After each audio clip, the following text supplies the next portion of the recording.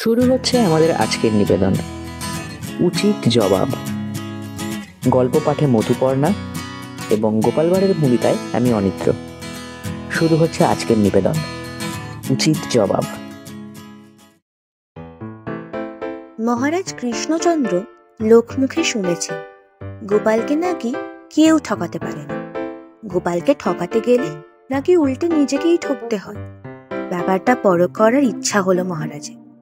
একদিন গোপাল রাজসভায় এসে বসার পর মহারাজ তাকে জিজ্ঞেস করলেন, গোপাল, তোমার স্ত্রী নাকি অতি সুন্দরী? গোপাল তার স্বভাব সিদ্ধ মুচকি হাসি হেসে বলল,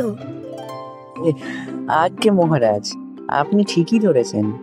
আমিও আগে তাই মনে করতাম যে আমার স্ত্রী বুঝি অতীব সুন্দরী, কিন্তু যেদিন থেকে রানী মানে আপনার স্ত্রীকে দেখছি সেদিন থেকে আমারে ভুল ভেঙে গেছে। এই বলেই গোপাল তেতো হাসি হাসতে লাগল। গোপালের উত্তর পেয়ে মহারাজের মাথা লজ্জায় হেঁট হয়ে গেল। মনে মনে তিনি ভাবলেন, গোপাল একেবারে উচিত জবাব দিয়েছে। শুনলেন আজকের নিবেদন, উচিত জবাব। যদি গল্পটি ভালো লেগে থাকে তাহলে অবশ্যই লাইক করবেন, and please do not forget to subscribe to our channel for further updates. Thank you so much.